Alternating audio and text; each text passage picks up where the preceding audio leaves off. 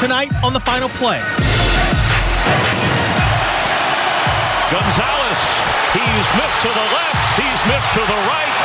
The Saints benefit from the Browns' kicking struggles en route to their first win of the season. We found a way to win, but we've got a long way to go to improve and to become a better team. We've got extensive reaction to the mixed results, including analysis from Deuce McAllister. That game, you should have been up early, 14-3, and it's not even close or dramatic like it ended up being. Plus, here's the snap. Placement is down. Kick is up. Line drive kick, and it's good! Tigers win! Tigers win! LSU's kicking game delivered a dramatic winner to vault the purple and gold into the top 10. See how Joe Burrow is leading his team despite putting up pedestrian numbers. And we're recapping a wild weekend all over Louisiana in both college and high school football. From Fox 8 Sports, this is the Final Play, sponsored by your Southern Quality Ford dealer, built Ford tough, and Nissan.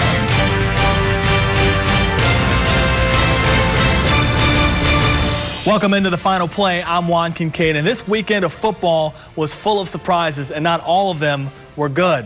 We're going to begin with the Saints, who were not only looking for their first win of the season, but trying to beat a Cleveland team that hadn't won a game since Christmas Eve 2016. That's 630 days. That number will continue to grow following today's loss to the Saints. Here's Sean Vazan. In the NFL, moral victories don't count in the standings, but ugly victories do. Sure, the Saints didn't play well, and perhaps they didn't deserve it. But in the end, they got what they came for, a 21-18 win over Cleveland to improve to 1-1. I'm not real happy right now, Ed. Honestly, I'm glad we won, but as a coach, you see enough things, man, that'll keep you from winning more important games. We've got a lot of work to do. Where do we begin? How about the beginning? In the first half, where the Saints were plagued by missed opportunity. Michael Thomas fumbled on the first drive. Listen, it's 2 weeks in a row. 2 weeks in a row with the turnover. So I like his resilience, but I like the ball too. Ted Ginn Jr. did the same. Will Lutz missed a makeable field goal, and Drew Brees uncharacteristically misfired on 2 scoring opportunities. One on the goal line to Ben Watson, the other on a deep ball to Ginn. The first half, I can point to at least 4, 5, 6 different things where, whether we miss a pass, I miss an open guy for a touchdown. All the while, the Browns stayed steady and took a 6-3 lead into halftime. The start of the second half wasn't much better when Carlos Hyde scored this 1-yard touchdown. A missed extra point put the Browns up 12-3. But Cleveland is winless for a reason, and on Sunday they added yet another chapter.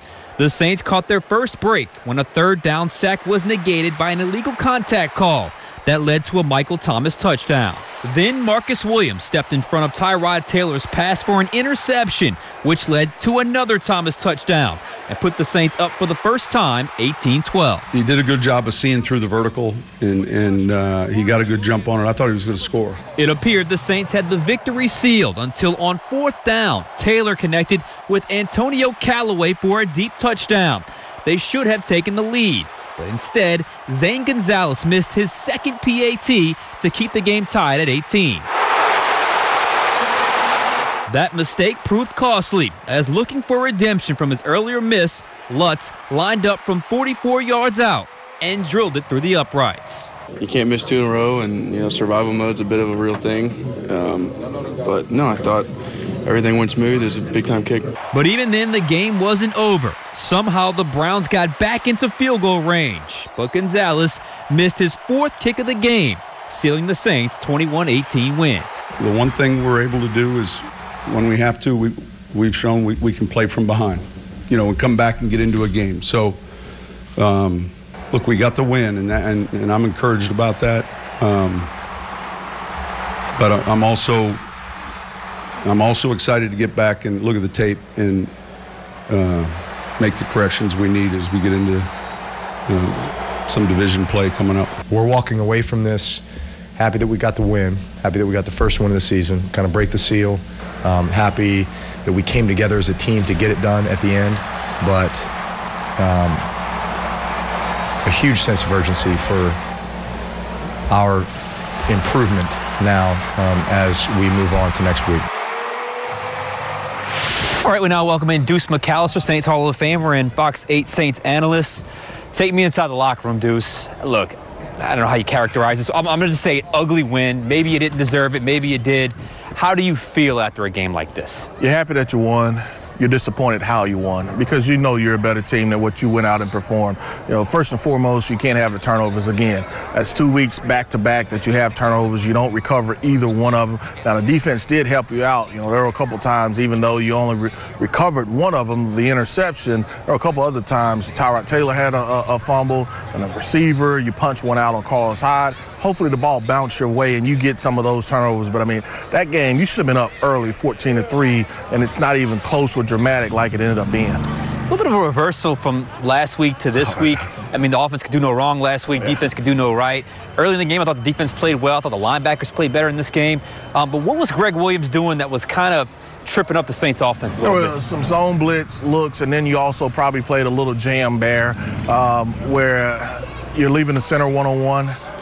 They were able to get some pressure there, which was frustrating. Also, maybe caught them once or twice off of the edge where they maybe thought they were dropping linebacker and safety-wise. So it's a lot of different looks. You know, there was one time we normally see drop 8, you know, dropping 8 defenders in the coverage. They dropped 9. They dropped both of the defensive tackles. So Greg was just trying to show some different looks. Thought what he did in the second half, though, he sent more pressure. And so that allowed Drew to have more down the field one-on-one opportunities, and the Saints took advantage of them.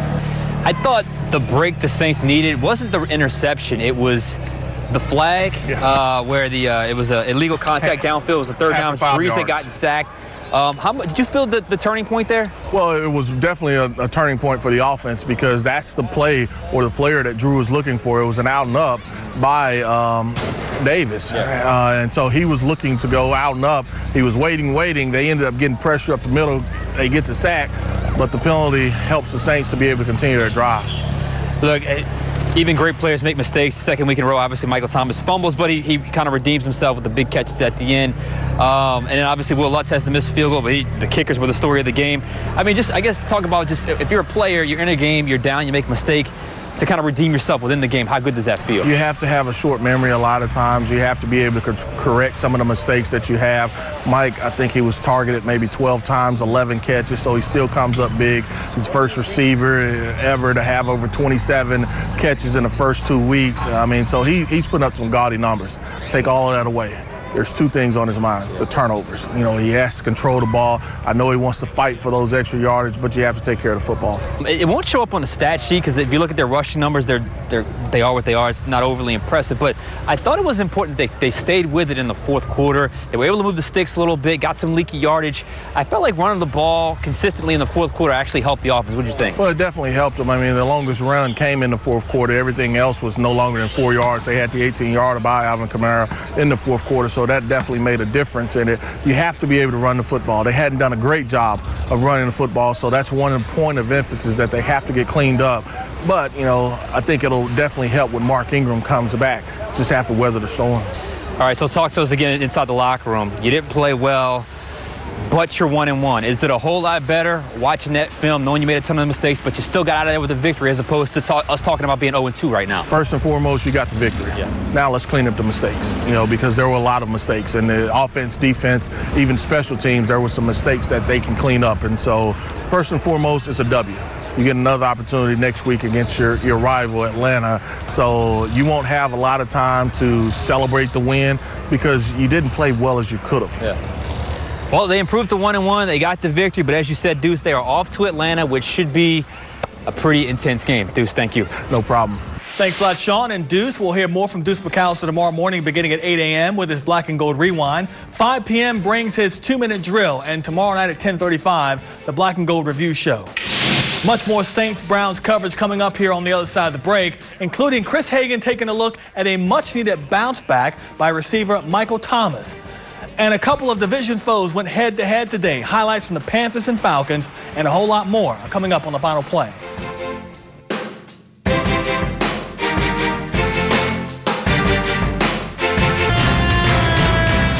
Our catch of the week takes us back to the Superdome for today's game and the go-ahead touchdown for the Saints, their first lead since the first quarter. Brought to you by Michael Thomas. Strong hands over the defender and the flex. It's our Fox 8 catch of the week. It seemed fitting that the go-ahead touchdown came from Thomas because he was overdue to make something big happen following his second straight game with a turnover. Chris Hagan has more on Thomas's rebound inside the Dome. Michael Thomas put on a show once again with 12 receptions, bringing his total for the season to an NFL record 28 catches over the first 2 games. It's only week 2. It's only week 2. Now, how can I add more value? How can I do more? Find ways to do more and get open, make score faster. The little things what are going to help this team be successful down the road. But his day didn't come without a little bit of adversity. Thomas's fumble on the first possession of the game cost the Saints 3 points and put them in an early hole. We've got to, as coaches, get a number of those things cleaned up, and or we'll find ourselves against a better team, on the losing end of a game like that. If you know Thomas or have ever heard him talk, you'd know he's the first to take the blame for another turnover. But his redemption was another masterpiece performance, capped off by 2 fourth-quarter touchdowns. The second was one of his most impressive yet, over 2 Cleveland defenders. Enough was enough. I fumbled earlier. I needed to respond and help my teammates, and that's what I did, and I still owe them. So it's going to be a great week of preparation again this week, and work on protecting the ball, getting off to a faster start. Look, he's a big part of what we're doing, and he came up with some big plays today. But it wasn't just a story of redemption for Thomas. Will Lutz bounced back as well, from missing a 44-yarder earlier in the game to making from 44 to win it. Lutz says that type of turnaround is simply the life of a kicker. Reporting at the Mercedes-Benz Superdome, I'm Chris Hagan for the Final Play. If you're looking for a leg up in fantasy football, check out Chris's Extra Point blog on fox8live.com. It's also on our Final Play app. From advice on who to start and sit to forward-thinking strategy, Chris has it all for you. Inside the NFC South today, big game in Atlanta. Falcons looking to get their first win of the season, taking on Carolina. It was the Matt Ryan show. The Falcons quarterback accounted for all 4 scores for the Dirty Birds. 2 by air, the final 2 on the ground. The Panthers did try to make it interesting with Cam Newton connecting on a 51-yard score to DJ Moore. That brought the game to 31-24.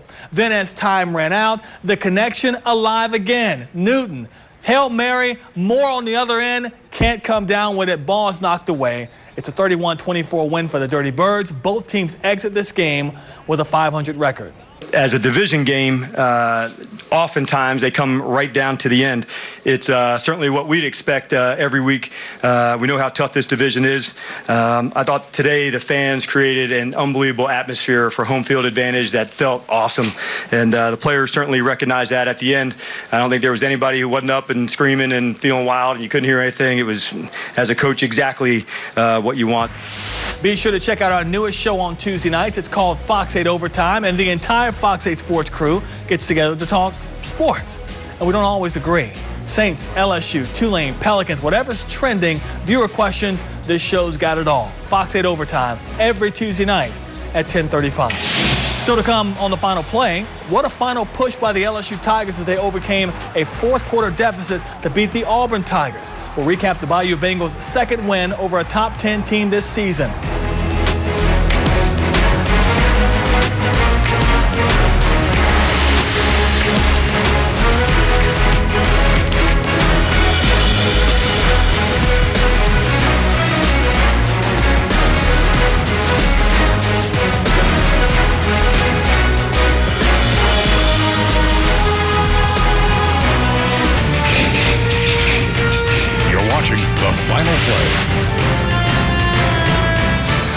I will be the first to admit that what happened on the plains in Auburn on Saturday, I didn't see coming. But LSU head coach Ed Orgeron did. At least he said he did after his Tigers rallied for an impressive win in Jordan-Hare Stadium. Garland Gillen was there and has a recap.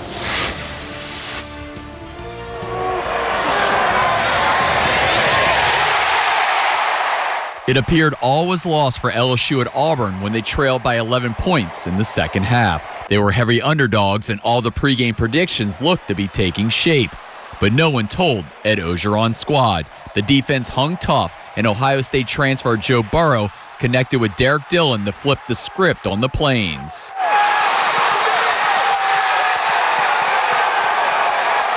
Oh, huge. These games are just momentum like this. And we started off strong, trailed at the end of the half, and they started picking it up. And then we didn't get it going again until the fourth quarter. But that play, I think, sparked us throughout the rest of the game. We talked to the team about that there's going to be adversity today. And in all SEC games, there's going to be adversity. We have to fight through it. One of the things that we have developed on this team is leadership and character. And character is going to fight through that. We believed in each other. We didn't panic. Obviously, we made some plays. Trailing by 2 late in the contest, Burrow delivered on a 3rd down conversion and a 4th down conversion. My guys kept trusting me. My coaches kept trusting me. And I tried to execute the game plan as well as I could. In the second half, I thought we got going a little bit. Our receivers got some confidence, and our O-line played great. All that remained, a field goal winner. Intergraduate transfer Cole Tracy out of Assumption College in Worcester, Mass.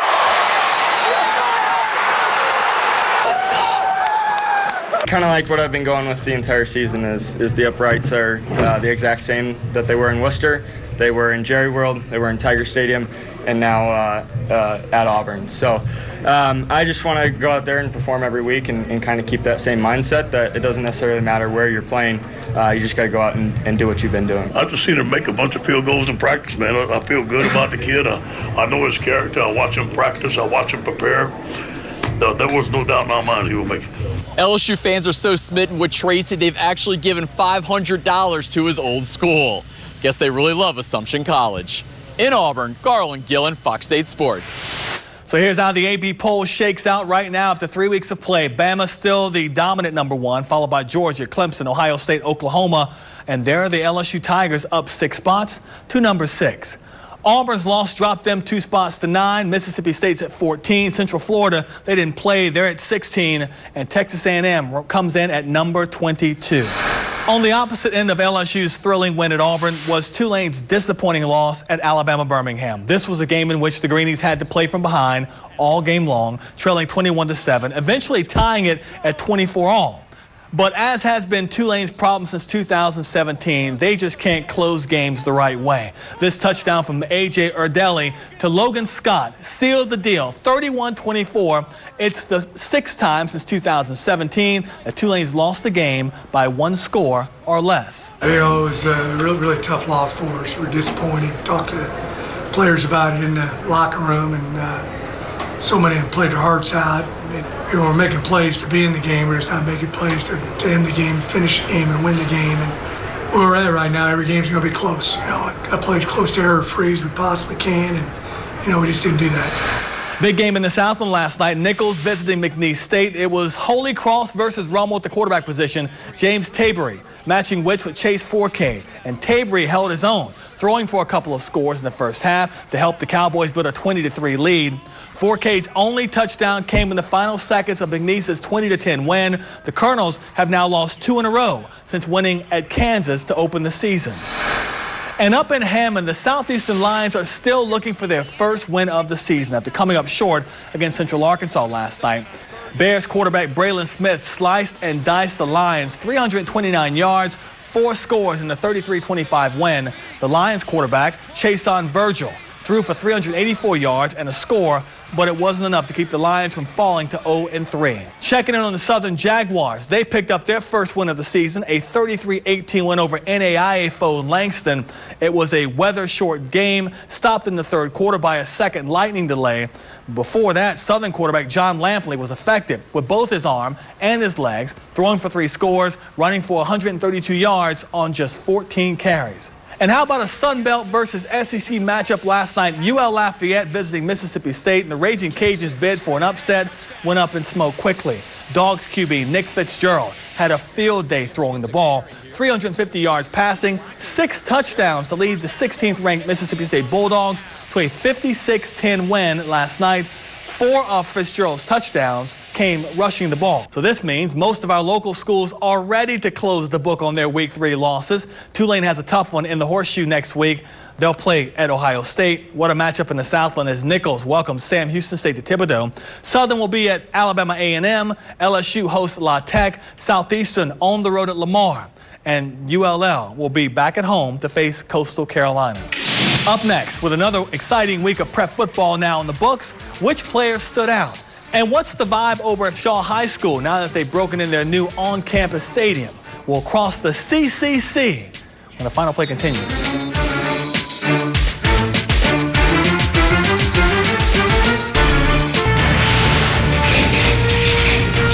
You're watching the Final Play.